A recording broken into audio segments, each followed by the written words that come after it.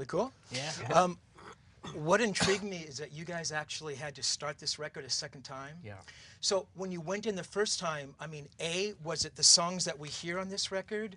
Was it different material? Was it an energy or a focus that wasn't there? And was it sort of discouraging to kind of get through that and think, oh no, we didn't get it, we need to start over? Right. It could have been. Yeah. You know, I think as far as the same songs, there's melodies that surfaced early on that came back later. But you really, I mean, as far as like a song structure, you wouldn't be able to tell one song from the next. You know, it changed so much second time around.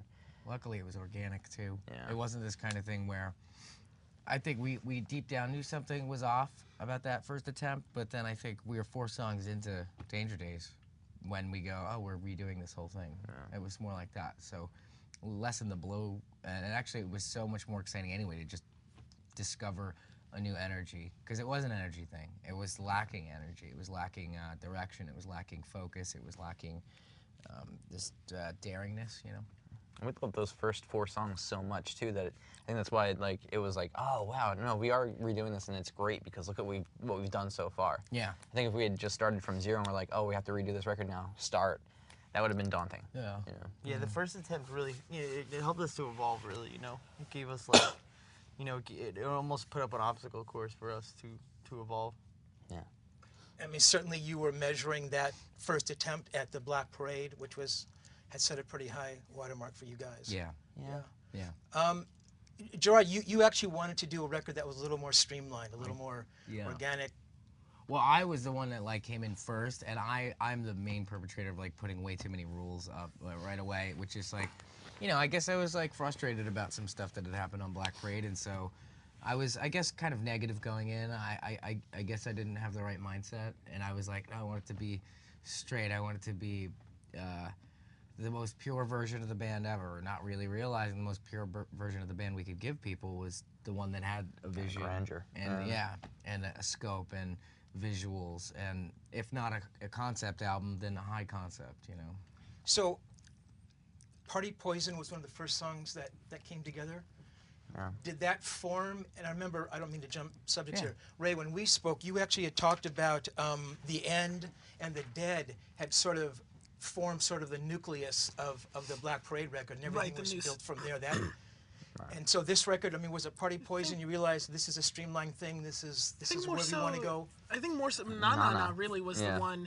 I mean, Party Poison was a song from the previous recordings, a song that used to be called Death Before Disco that we brought back. Yeah. Just because we missed the energy of it. But the song that really kind of changed things for us and made us really question everything before was Na Na Na. You know, I think the main reason was that there was an energy in that song that we didn't have before on any of the other stuff that we had been writing, and then on top of it, it had done everything that we did, everything and said everything that we were trying to say and do with the previous attempt at the record in one song, and it did it way better. And that really, finishing that song really was kind of like, okay, we got our legs back, we got the juice back. Now let's see where this takes us. And yet the other songs on the record, I mean, really bear no resemblance to that song. I guess on spirit they do, but in yeah. sound no.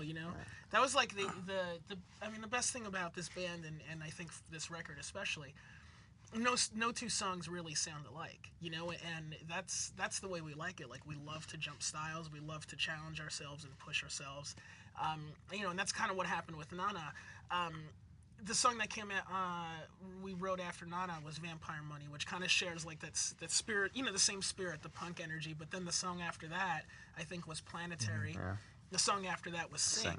So it's really interesting. You look at those 4 songs. Spiritually they're connected, but they're very, except for the first 2. They change. Each one. And, dramatically, yeah. We were always just kept on our toes about what's next. Like, what song's gonna happen today? Like, what sounds are we gonna create today? Interesting. I mean, when you guys sort of found that the Killjoys, kind of that mythical band, as it were, by adopting sort of these mythical characters, do you think it allowed you to go places musically that My Chemical Romance wouldn't have allowed you to go? Well, I never felt like we were these characters, which was pretty cool.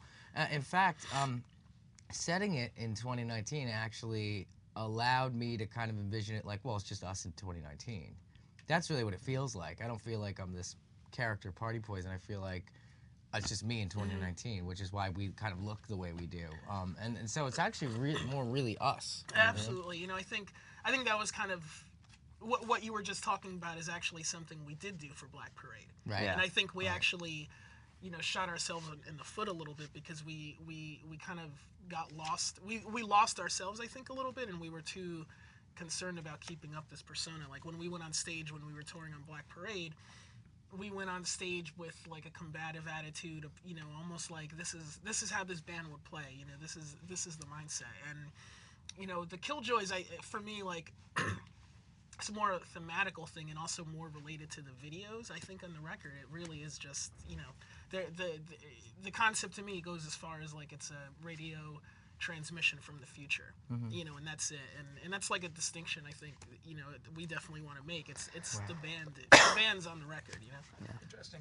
I mean, I know that you were kind of a big Rob Cavallo guy. I mean, Rob's a big guitar guy, and he's got his rigs and his amps and stuff. I mean, did you guys get your yayas out guitar-wise on this record? Oh, we had so much fun. I mean, Yeah. you know, He's got a collection now. he's got great collection, great amps, and you know, again, like the challenge for this record, every song presented something different for us. You know, Nana, I think, was a little bit more, okay, how do we capture, you know, what makes the Ramones great, you know, and put our own spin on it. What are those guitar tones, you know, and what's the energy you play with? And then say, you know, Planetary, it's like, okay, how do you make a guitar sound like a keyboard on this song, and what pedals do you need to use for that? And, you know, so every song, it was, you know, there was no boredom there. We were constantly discovering like new things about how we played our instruments and new instruments on top of that. Mikey, I mean, can you talk a little bit about how you work as a bass player in this band with these two guitar players?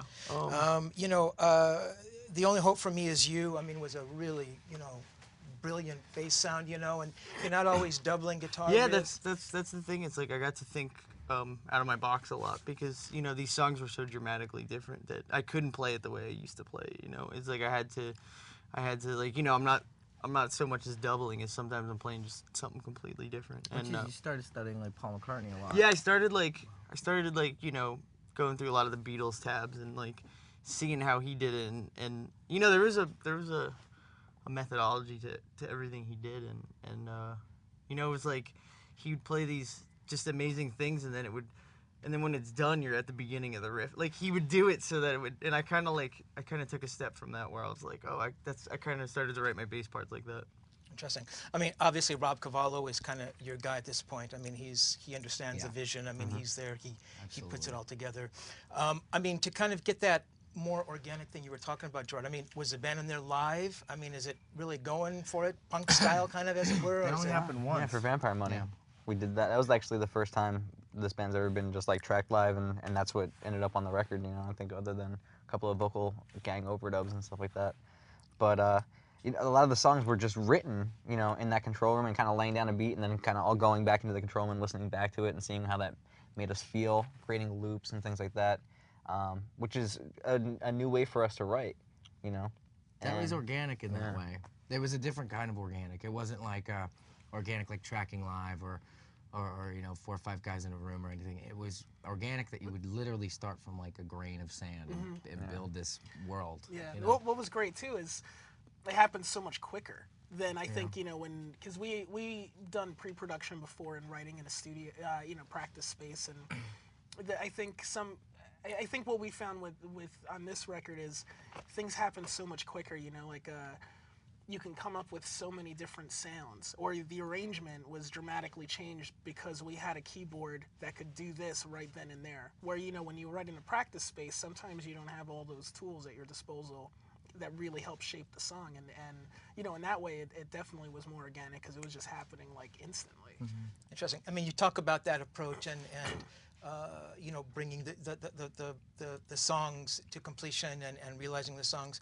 I mean, when you're writing, I mean, are you hearing like a song like Scarecrow? I mean, is that melody like right there for you, or is it hearing the changes and it's going, well, let's let me take it here, let me, Yeah. you know, I mean, because these melodies, I mean, your choruses just build so wonderfully, you know, and it's like, it's building, you know, and they don't sound forced, and, you know, these changes I've kind of heard before, but I kind of, Right. so I'm just wondering, you know, again, it's super organic. Like, I would sit there and just it would start with just like a sound. So at the beginning of Scarecrow's a good example. You just hear that drone, and that happens throughout the entire song. Yeah, there's that bent D. And I would just kind of sit there, and as we're all building together, I'm waiting for the song to tell me what it wants to say, or the melody. So the melody then comes, and then I would just run in immediately, right, and just sing it.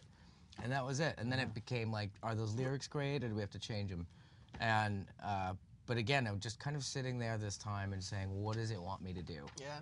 What was cool? I'm sorry, go ahead. Just being inspired by each other constantly. You know, it's like, all right, here's this drony, just a D bent out of shape so bad that, you know, does it sound good or not? And when you kind of listen to it over and over again, then he runs in and is like, I'm going to put this chorus down. And you hear that chorus, you're like, oh shit, all right, I'm going to do this now. And there's this like little bit of a change in the melody, and then it's, you know, constantly going back and forth and trying to I definitely impress remember each other. that, you know, for that song especially, like you sitting in the back, on that back couch, like just, you know, with headphones on and a pod guitar, and just, you know, there's like a high tremolo pick part that goes, you know, it's really great with the vocal. And it's cool, like everybody was doing that while these songs were written. Everybody was in their own little corner, like a, you know, kind of like a mad scientist or something. Like, and then like it's really cool because then there's that moment, like, all right, well, wait till you see what I do. You know, like I got something great now. And that really was one of those songs, especially that song too, got written. Yeah. Interesting. So at the end of the day, I mean, you had to start this project over. Yeah. You went in, you realized that maybe Black Parade didn't get it for you guys. Right. I mean, is this the record you were hearing in your heads? I mean, has it kind of hit all those bases for you? I think that and more. I think it's well beyond what was in our heads. I think it's a great thing. I think to put it in perspective, there was a moment where I was in such a creative paralysis that I was like, I just want to go into the future, and somebody hand me the CD and I could look at it and see what the songs are. If somebody done that, I probably would have been terrified because I probably wouldn't have recognized anything and been like, wow. Like, so, you know, it was all a surprise at the end. Every single song that ended up there was a total surprise.